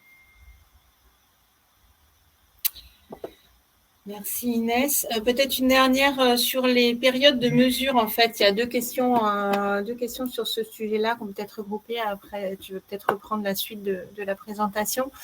Il y avait une question, je ne les retrouve plus, mais je les ai vues, qui demandait si on pouvait avoir des périodes de mesure différentes sur les différents domaines. Donc, ce que prendre la question, c'est fenêtre 1, je mesure le domaine de sortie, les documents de sortie sur juin et la biologie sur juillet, ou est-ce que je peux séparer ordonnance de sortie et lettre de liaison, par exemple? Oui, tout à fait. En fait, à chaque indicateur, vous avez une période d'observation que vous pouvez choisir. Dans l'O6, vous verrez, hein, je vous invite à y aller, je pense que ça vous éclairera, vous avez une fiche par indicateur et dans chacune des fiches indicateurs, vous avez, on vous demande de déclarer votre période d'observation. Donc, vous pouvez avoir autant de périodes d'observation que vous avez de types de documents à transmettre au DMP. Ce n'est pas nécessairement les mêmes. Et nous, par contre, on a vraiment besoin, pour tous les établissements, que vous remplissiez obligatoirement, mais les ARS vous le diront, hein, cette période d'observation, parce que c'est notre période de référence qu'on va prendre pour aller en fait vérifier, enfin faire la comparatif avec les statistiques de la CNAM, puisque comme je vous le disais, la CNAM nous fait remonter par mois le nombre de documents qui viennent alimenter le DMP et par type de document. Donc, si vous voulez si on doit comparer le national avec votre déclaratif local, il faut bien entendu qu'on soit aligné avec votre période d'observation que vous avez déclarée. Et donc, il faut bien la saisir dans l'O6 parce que sinon, on ne saura pas quelle période il faut qu'on prenne pour déclarer vos états, pour faire le comparatif avec votre déclaratif. Dernière sur la mesure, mais tu en as parlé tout à l'heure sur les lettres de liaison et ça rejoint cette question-là. Si les documents sont envoyés après la période de mesure, au sens où l'examen est dans la période de mesure, mais le résultat de labo est arrivé après. Alors, avant de donner la parole, je précise, on est sur des examens de biologie médicale. On n'a pas d'ANAPAT, on n'est pas sur les autres examens que de la biologie médicale. Oui, exactement. Oui. Non, nous, notre exigence, c'est qu'effectivement, ces documents soient produits pendant la période d'observation. C'est ça, en fait, le critère discriminant. Après, effectivement, si vous l'envoyez un peu plus tard dans le DMP, après, il faut que ça colle aussi. Il ne faut pas que ce soit trop tard non plus, parce que sinon, côté DMP, côté CNAM, on le verra pas, quoi. Il faut que ça reste quand même bon. Mais là, c'était plutôt moi, mon propos, c'était surtout sur la lettre de liaison. Si vous la transmettez pas au jour de la sortie du patient, on va pas vous pénaliser. Nous, c'est pas ce qu'on va regarder, quoi. Mais il faut que ça reste quand même dans la période d'observation parce que sinon, la CNAM ne sera pas en capacité de voir que vous l'avez envoyé. Et allez, une petite dernière pour la route. Pour confirmation, le nombre de séjours au dénominateur sur lequel est basé le taux de document de sortie et le taux de document de sortie, c'est-à-dire, j'imagine, Dominique, la lettre de liaison, et celui sur lequel est basé le taux d'ordonnance de sortie peuvent être différents. Alors, excuse-moi, tu peux répéter? Alors, là, je reformule un petit peu la question, parce que je pense qu'il faut la clarifier. J'espère que c'est posé par Dominique Pierre. J'espère que tu ne m'en voudras pas, Dominique. C'est une affirmation, tu vas dire vrai ou faux, je te laisse. Le nombre de séjours au dénominateur sur lequel est basé le taux de lettre de liaison de sortie, enfin, pour lequel on fait le calcul sur l'envoi de lettre de liaison de sortie, et le nombre de séjours sur lesquels est basé le taux d'ordonnance de sortie peuvent être différents. Ah oui, bah oui. Parce qu'un séjour, donc oui, je suis d'accord avec toi, Dominique. Un séjour, tout séjour donne lieu à lettre de liaison de sortie. Là où on a des séjours qui ne donnent pas forcément lieu à ordonnance de sortie. Donc, le dénominateur pour la lettre de liaison de sortie, qui doit correspondre finalement au nombre de séjours, ne correspond pas forcément au dénominateur de l'ordonnance de sortie. Et on l'a bien spécifié, puisqu'il y en a un où en dénominateur, on met nombre de séjours pour lesquels en fait les patients disposent d'un DMP, sachant que voilà, dans quelques mois, normalement, quasiment tous les patients auront un DMP. Là où dans l'ordonnance de sortie, on stipule bien en dénominateur que c'est le nombre de séjours de patients disposant d'un DMP et donnant lieu à une ordonnance de sortie. Donc, c'est c'est plus périmétré côté ordonnance de sortie que côté lettre de liaison de sortie qui doit être généralisée à l'ensemble des séjours. Je ne sais pas si c'est clair. Nolwenn, est-ce que c'était clair pour toi au moins? Voilà, c'est embêtant vos remarques dans le chat, mais a priori, je pense que c'était clair. De toute façon, c'est bien, on est bien sur un dénominateur différent. Ouais, il faut faire attention. C'est vrai que ça, ce point-là, il faut vraiment que vous fassiez attention. On a vraiment fait le travail de décliner toutes les formules de calcul pour que vous ne vous trompiez pas justement dans les dénominateurs à considérer. Donc, vraiment, regardez avec attention le guide des indicateurs d'usage parce que le dénominateur, effectivement, la logique du dénominateur peut changer en fonction, en fait, de l'indicateur. Et voilà, Dominique nous répond, c'est parfait Inès. Je ne sais pas si il y a tout le temps des questions, donc je peux continuer longtemps. Est-ce que tu veux reprendre la suite? Et puis je vais reprendre le fil, essayer de voir où est-ce que j'ai lâché le fil pour continuer à répondre. Très bien. Alors, la justification du coup de l'atteinte des cibles d'usage. Donc, vous l'avez compris, on a 4 fenêtres de financement. D'ailleurs, c'est vrai que j'ai oublié de vous dire, et c'est important, et je pense qu'on le mettra à jour dans le prochain webinaire. Vous savez que si vous n'atteignez pas les cibles d'usage sur la fenêtre de financement sur laquelle vous avez candidaté initialement, bien entendu, vous ne sortez pas du programme. Si vous le souhaitez, soit vous abandonnez, c'est votre choix, soit bien entendu, vous avez le droit de retenter votre chance et donc vous êtes basculé automatiquement sur la fenêtre suivante, mais par contre aux conditions de la fenêtre suivante, c'est-à-dire augmentation des cibles, comme je vous le disais tout à l'heure, et dégressivité des forfaits, mais vous n'êtes pas exclu. Initialement, on avait dit clairement que l'établissement avait droit à un report automatique et que si, au-delà de ce report automatique, il n'arrivait toujours pas à atteindre les cibles d'usage, il devait recandidater au programme SANES. Donc, cette règle a changé depuis peu, là. Donc, ça s'est assoupli. Donc, en fait, vous avez droit à autant de reports qu'il y a de fenêtres de financement sans à recandidater. Donc, si je prends, par exemple, quelqu'un qui serait sur la fenêtre 1, qui ne parvient pas à atteindre les cibles d'usage au 30 septembre 2022, il veut continuer dans le programme et il le formule à son ARS. Il sera reporté automatiquement sur la fenêtre 2 sans avoir à recandidater dans démarche simplifiée.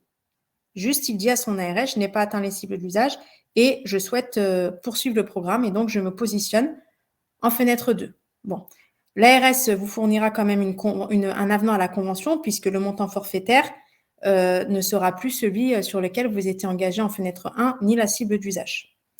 À la fenêtre 2, malheureusement, vous n'arrivez toujours pas à atteindre la cible d'usage.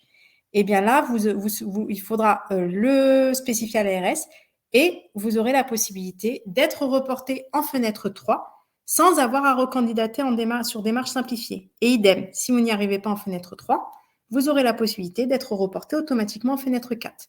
Donc, finalement, une fois que vous rentrez dans le programme, vous avez été sélectionné par l'ARS, eh bien, en fait, vous avez la possibilité d'atteindre les cibles d'usage autant de fois qu'il y a de fenêtres de financement. Mais bien entendu, la fenêtre de financement sur laquelle vous atteindrez réellement la cible d'usage, eh bien, c'est cette fenêtre-là qui sera prise en référence pour votre montant forfaitaire et votre cible d'usage associée.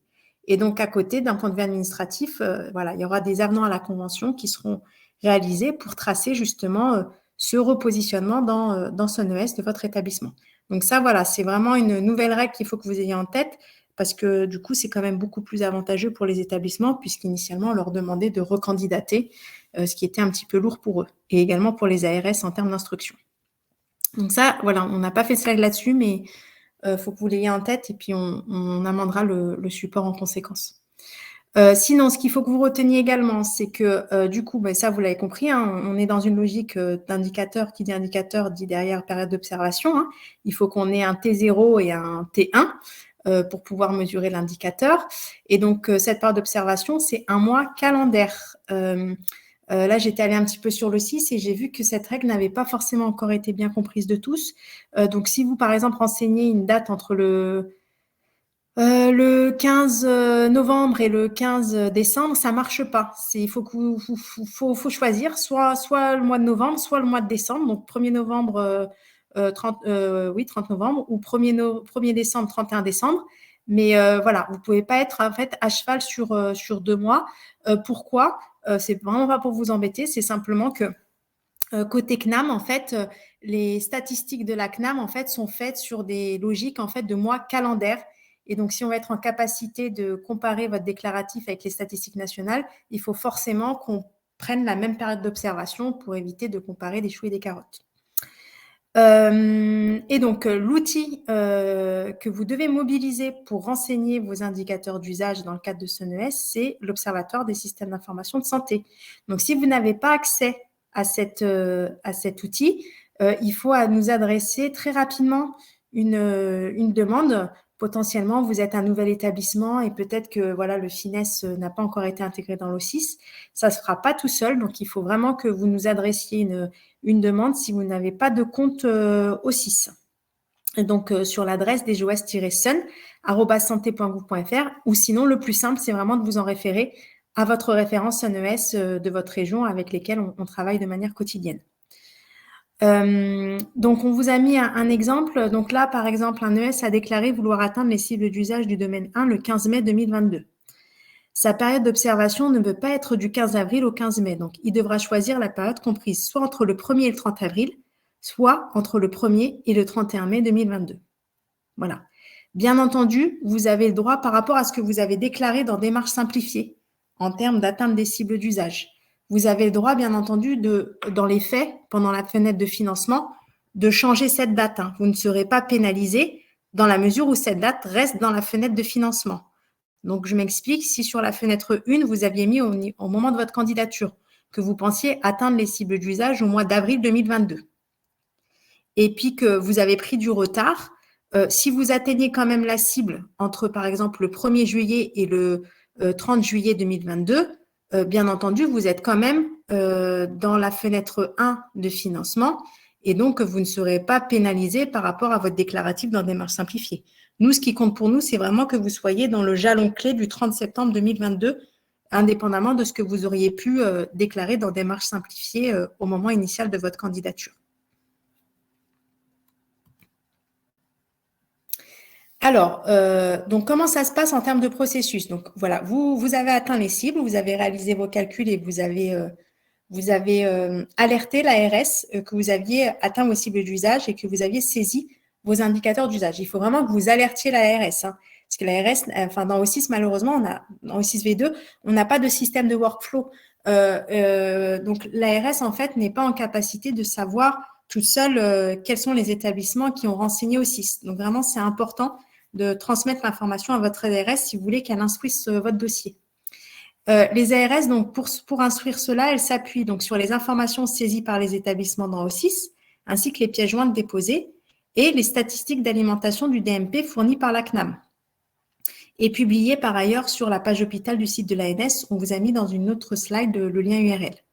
Et donc, en cas de non-atteinte des cibles, l'établissement bascule automatiquement sur la fenêtre 2, voilà, aux conditions de financement et suivant les cibles d'usage de la fenêtre 2, sauf dans le cas où l'établissement souhaite par lui-même annuler sa candidature au programme SUNES. Mais bien entendu, je redis, si au bout de la fenêtre 2, vous n'atteignez toujours pas la cible d'usage, maintenant vous avez la possibilité d'être basculé automatiquement sur les fenêtres de financement qui suivent sans avoir à recandidater. Alors, quand vous allez sur O6, vous avez cette page-là. Donc, il faut que vous alliez sur l'onglet donc SUNES, là, qu'on a entouré à gauche. Et donc, quand vous cliquez sur SUNES, il faut, donc vous avez un petit texte de présentation voilà, du Ségur et de SUNES. Et là, ce qui est important, c'est qu'il faut absolument que vous cliquiez sur votre fenêtre de financement par domaine. Pourquoi? Parce qu'en fonction de ce que vous allez cliquer ici, en fait, les fiches indicateurs vont vous faire apparaître les seuils d'usage associés aux fenêtres de financement, puisque ces seuils, en fait, évoluent, comme vous l'avez compris, en fonction des fenêtres de financement. Donc ça, c'est important que vous renseigniez bien les fenêtres de financement pour les domaines sur lesquels vous avez candidaté, puisque derrière, les fiches indicateurs vont faire apparaître les seuils cibles que vous devez atteindre en fonction de votre positionnement dans SUNES. Et ensuite, vous avez, c'est très simple, vous avez une fiche par indicateur dans la continuité. Hein, voilà, il n'y a pas de, c'est pas dans des onglets différents, c'est vraiment un onglet SUNES et vous avez donc vous avez d'abord les prérequis, mais que vous connaissez parce que vous avez été sélectionné. Et sous les prérequis, vous avez toutes les fiches indicateurs SUNES. Et donc, bien entendu, vous remplissez les fiches sur lesquelles en fait vous êtes positionné pour atteindre les cibles d'usage. Et donc, vous avez toute la première partie de la fiche qui correspond à la saisie ES. Donc, vous n'avez pas tant de choses que ça à saisir. En fait, on vous demande de saisir la période d'observation.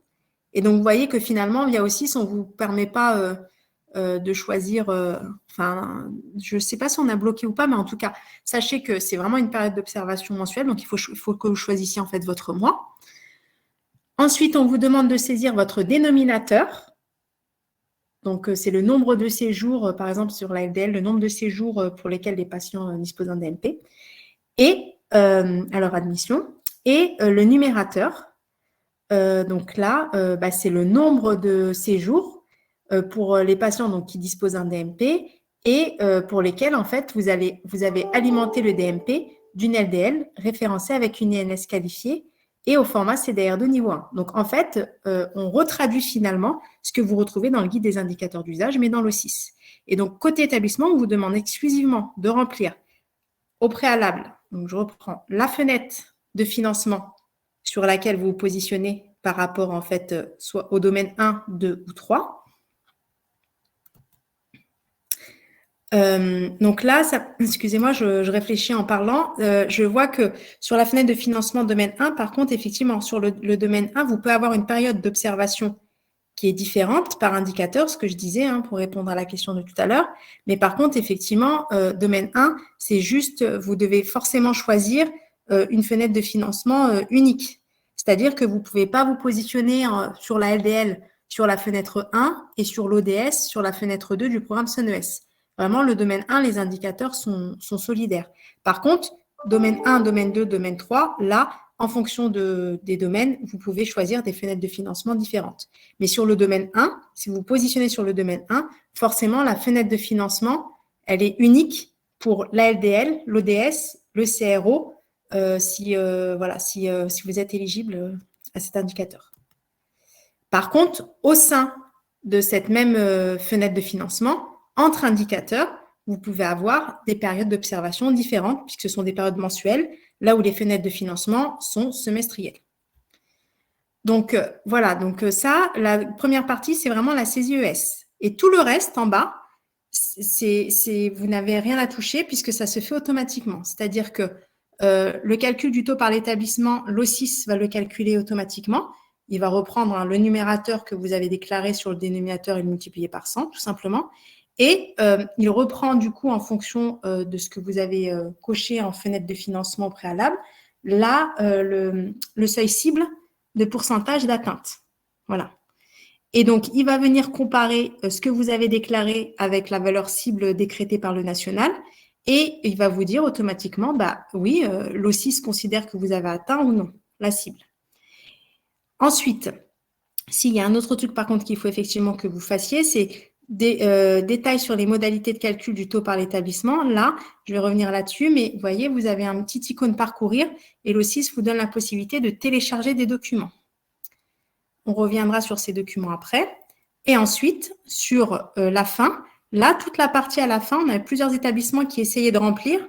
Donc, c'est normal que les établissements ne puissent pas remplir cette partie puisque c'est la partie, entre guillemets, des statistiques nationales. Et donc, en fait, nous, on va venir importer de manière mensuelle, ça a commencé déjà, les statistiques de la CNAM. Et donc là, vous avez une période par le national, donc voilà, qui ne correspondra pas forcément à votre période d'observation, mais nous, tous les mois, on va venir en fait vous donner l'information par mois du nombre de documents que vous avez, qui sont venus alimenter le DMP au regard des statistiques nationales. Et donc là ici, au niveau des données d'alimentation du DMP, là, ce sera en fait le numérateur finalement de la CNAM, c'est-à-dire que la CNAM va nous dire cet établissement, pour telle période, on considère, nous, dans nos stats, on visualise le fait qu'il a alimenté, par exemple, 10 lettres de liaison ou 100 lettres de liaison sur le mois. Voilà. Et donc, finalement, on vient récupérer ce que la CNAM nous donne, mais que vous avez la possibilité, par ailleurs, de voir dans un autre fichier. On reviendra là-dessus après. Et donc, ensuite, calcul du taux par le national, c'est ce que je vous expliquais plus tôt. On va venir, nous, au niveau du national, récupérer ce que déclare la CNAM au-dessus, le numérateur, et on va venir apposer ce numérateur sur le dénominateur que vous avez déclaré dans l'OCIS. Et c'est le rapport du numérateur de la CNAM avec le dénominateur que vous avez déclaré qui concerne vos nombres de séjours, qu'on va venir multiplier par 100. Et c'est ça qui va permettre de déterminer le taux national. On fera un comparatif entre le taux national et le taux par établissement. Donc voilà, donc, vous avez votre période d'observation à saisir, qui ne peut être qu'un mois calendaire, votre dénominateur, votre numérateur et joindre les pièces jointes suivantes à travers le petit icône parcourir. Donc, on attend en termes de pièces jointes l'explication donc, de la méthode de calcul de vos indicateurs, que vous documentiez un petit peu comment vous êtes débrouillé pour calculer vos indicateurs, la justification de la notion de séjour, comme on l'a expliqué plus tôt, et également, on demande, donc hormis pour l'ordonnance de sortie, un exemple de document de santé anonymisé, bien sûr, dans lequel on retrouve le cartouche INS et le data matrix. Voilà pour les pièces jointes qui sont demandées et qui vous seront demandées par les ARS si elles ne sont pas complètes. Et concernant du coup le fichier de la CNAM, donc on vous a mis je vois que je ne sais pas s'il est visible, le lien. Si, c'est parce que je ne le vois pas sur mon écran, mais on vous a mis le lien URL sur lequel vous pouvez consulter ce fichier. Et donc, en fait, nous, dans l'OCIS, c'est très simple. Hein, on a construit un fichier d'import qui vient finalement récupérer ces données-là pour les mettre dans vos fiches. Mais vous pouvez vraiment avoir accès. Je vous invite vraiment à aller regarder dès maintenant. En fait, en vous munissant de votre finesse PMSI, vous êtes capable de retrouver votre établissement, vous sélectionnez votre mois et donc c'est important d'aller regarder dès maintenant parce que potentiellement s'il y a des différentiels entre ce que les requêtes vous donnent de votre côté et ce que la CNAM visualise, il faut vraiment comprendre pourquoi il y a ce différentiel-là parce que sinon ça peut être bloquant pour la validation des cibles d'usage.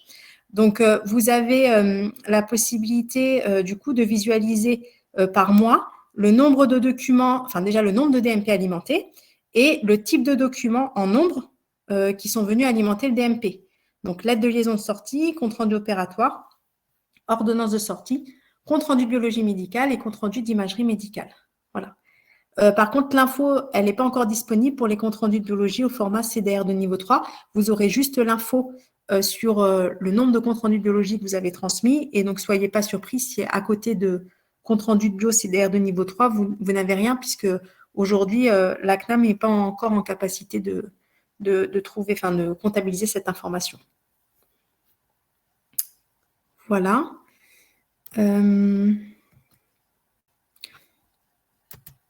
Bon, déjà là, on a, je sais pas, Nolwenn, si tu as pu regarder s'il y avait des questions par rapport à la mesure. Alors, j'ai quelques petites questions. Alors, une question facile de Vincent. Prévenir son ARS via la messagerie démarche simplifiée est-il suffisant? Je ne suis pas sûre que tu aies apporté la réponse, j'avoue. Alors non, quand je dis prévenir, c'est vrai que en fait, démarche simplifiée, c'est plutôt utilisé pour le processus de candidature et pas forcément pour l'atteinte des cibles d'usage. Donc, soit vous mobilisez, faudrait voir avec votre référent CNES directement ce qu'il préfère, mais vous pouvez très bien les mobiliser, soit voilà, en envoyant un mail au référent CNES par la boîte mail classique. Hein. Après, c'est vrai qu'on n'a pas décrété le fait que c'était nécessairement la messagerie démarche simplifiée. Hein. Mais c'est quelque chose qu'il faut qu'on éclaire entre nous. On a un comité, j'en parlerai demain. Et s'il faut passer par démarche simplifiée, on le dira, mais vous pouvez aussi mobiliser la messagerie classique. Et oui, c'est suffisant parce que de toute façon, les références NES sont là pour vous accompagner. Et puis après, voilà, ne sait-on jamais si le référent est en congé ou s'il y a un souci. Vous pouvez aussi utiliser la messagerie des JOS-SUN @santé.gouv.fr et nous, on relaie auprès de l'ARS qui n'aurait pas eu l'information ou qui ne l'aurait pas vu passer. Hein. Mais les référents sont généralement quand même très réactifs et suivent de près le sujet. Hein. Merci. Je suis en train de répondre dans le chat à une question sur le retard pris pour la création de mon espace santé, des DMP, oui. Comme frein dans la cible d'usage. Bon, je réponds que c'est une des raisons pour lesquelles la F1, la fin de la première fenêtre, a été reportée à fin septembre. Oui, c'est ça. Pour vous permettre d'avoir un périmètre de patients suffisant qui dispose d'un DMP. Voilà. Alors, du coup, comme je suis reportée, excusez-moi. J'envoie ça parce que du coup, je ne vois pas. Après, ce qu'il faut dire, mais ça, il faudrait qu'on confirme avec la DNS. À la fin de donc je pense que ça sera plutôt en août, hein, à la fin de la période du coup de généralisation des comptes Mon Espace Santé, on sera en capacité de donner un taux moyen de couverture de Mon Espace Santé sur le territoire. Et donc, cette information-là, je pense qu'elle pourra également vous aider si vous avez des difficultés à identifier les séjours donnant lieu, pour lesquels un DMP existe, on vous invite quand même à à proratiser votre séjour dans l'absolu par rapport à ce taux-là. Comme ça vous donnera quand même un ordre de grandeur du nombre de séjours pour lesquels, en fait, vous pourriez avoir un DMP ouvert. Si vous êtes vraiment dans l'incapacité d'identifier les séjours associés à des DMP ouverts. Donc, cette information, elle arrivera courant août. On a une question sur le fichier. Alors là, sur la dernière version en ligne du fichier, sauf erreur de ma part, ce sont les données jusqu'à mai. Ah oui. Je vais revérifier ça en même temps que je vous parle. Oui, par contre, comme c'est toujours le même lien, pour être sûr que quand on diffuse les liens, etc., on ne tombe pas sur des trucs inexistants ou autres, on réutilise les liens à chaque fois quand on fait des mises à jour. Donc, n'hésitez pas à actualiser ou vider le cache ou à actualiser l'adresse dans votre navigateur parce qu'éventuellement, il vous remet la version antérieure alors qu'il y en a une nouvelle en ligne. Hein. On est tous, oui, même moi, je suis tombée dans le panneau. Donc, ouais, c'est ça. C'est la dernière version, donc je te confirme, c'est mai 2022. Ouais. Elle est disponible là sur le site, sur le lien là, ANS, là, voilà, on l'a mis. Et effectivement, il faut vider le cache à chaque fois parce que sinon, vous gardez en mémoire le précédent fichier. Et donc, du coup, vous risquez d'être en décalage avec le vrai fichier en ligne. Oui, je viens de vérifier. On a bien les données de mai dedans. Et en fait, c'est depuis janvier 2021. Vous avez l'historique depuis janvier 2021. Alors, je remonte le temps pour voir s'il y a d'autres questions auxquelles on n'aurait pas répondu du tout. Alors, il restait pas mal de questions sur la notion de 4 mois, fin des 4 mois, etc., sur les séjours de dialyse. Ce que je vous propose, c'est que de toute façon, on va nous reprendre pour le suivi, toutes les questions et les réponses qui ont été apportées dans ce chat sur toute la séance. Et peut-être on pourra apporter pour le suivi une réponse un peu plus construite et précise, parce que là, on peut revenir dessus.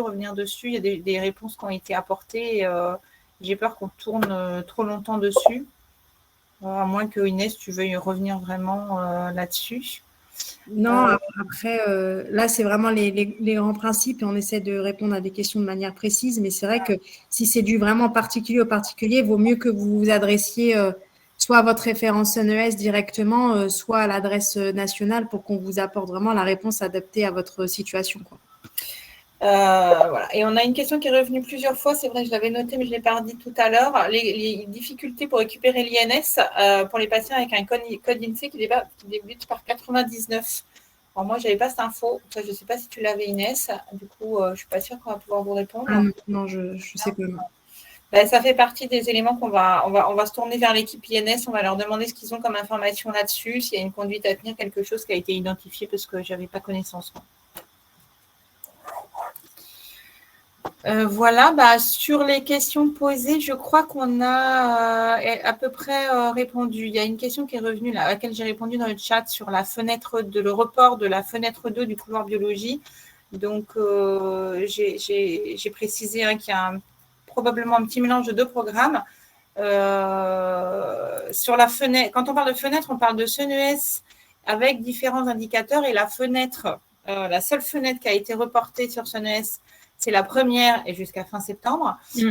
Ensuite, quand on parle de couloir, et c'est là qu'on a un petit mélange de genres, on est sur le dispositif SONS, pour lequel, en début de séance, vous retrouverez dans le support la petite diapo qui montre le décalage des dates, où là, on est effectivement passé en fin de projet pour la biologie, du 15 octobre au 28 avril. Mais c'est vrai aussi pour l'imagerie, pour les médecins de ville, et puis pour hôpital, c'était le 31 décembre, mais c'est tout le monde maintenant au 28 avril. Donc ça, c'est pour les projets hors CNES, pour les projets d'installation de versions financées par l'État. Oui, voilà, à distinguer. Au CNES, nous, on est sur vraiment la partie cible d'usage atteinte par l'établissement. Voilà. Bien sûr, après, on est d'accord que c'est forcément lié. Hein. Si vous voulez atteindre les cibles, il faut plutôt que vous ayez les fonctionnalités qui vous permettent de le faire. Et pour certains éditeurs, elles préexistaient au Ségur. Hein. En quel cas, certains établissements peuvent le faire sans avoir d'éditeur SONS. Mais pour d'autres, ils ont besoin justement de faire monter leur solution en maturité avec un certain nombre d'évolutions fonctionnelles. Mais voilà, nous, sur la fenêtre de financement CNES, on est vraiment sur les fenêtres que je vais les remettre à l'écran. Vous avez 4 fenêtres de financement. Voilà, une fenêtre de financement par semestre avec l'exception, on l'a faite sur la F1, où on a rajouté 3 mois, mais sur les autres fenêtres, pour l'heure, en tous les cas, on est toujours sur les délais affichés initialement, à savoir fin décembre 2022 pour la F2, fin juin 2023 pour la F3 et fin décembre 2023 pour la F4. Et ensuite, les délais SONS, ça, c'est quelque chose, bien sûr, en fonction de votre stratégie de fenêtre de financement CNES, il faut que vous vous rapprochiez de votre éditeur pour vous assurer auprès de lui qu'ils sont en capacité de vous fournir les fonctions logicielles qui vous permettront d'atteindre les cibles d'usage dans la fenêtre de financement sur laquelle vous vous êtes positionné.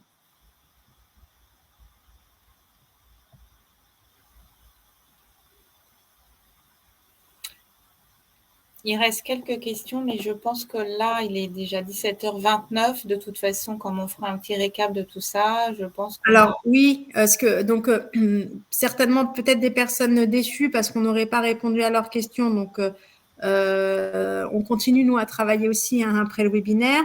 Donc, en fait, on copie-colle, on récupère en fait toutes les questions. Et celles qui n'auraient jamais fait l'objet de réponse, bien sûr, on capitalise dessus pour mettre à jour la FAQ.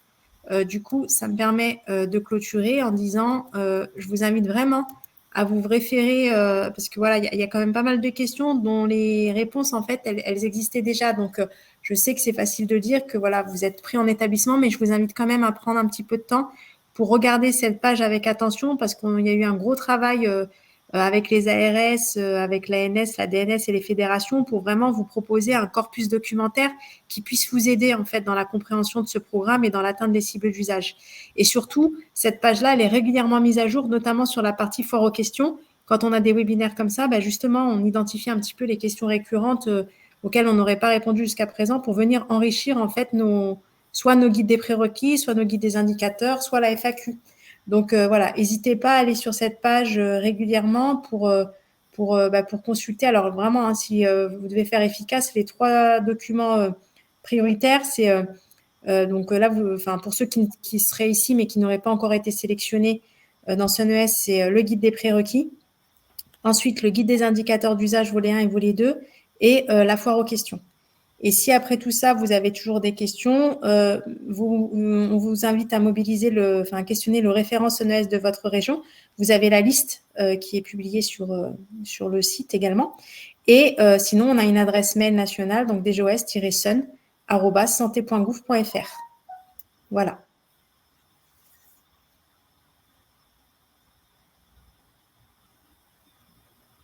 Donc, écoutez, il est 17h31. J'espère qu'on vous aura éclairé dans la compréhension du programme et surtout dans la compréhension des indicateurs d'usage et qu'on espère que vous les atteigniez effectivement. Donc, merci pour votre attention. Bien entendu, on reproduira ce webinaire, mais comme je disais, en étendant du coup aux indicateurs d'usage du volet 2. La date n'est pas encore préemptée, mais voilà, on va voir pour mettre à jour un calendrier à la rentrée. Et d'ici là, on vous souhaite d'excellents congés d'été pour ceux qui en profitent. Merci, à bientôt. Merci, au revoir.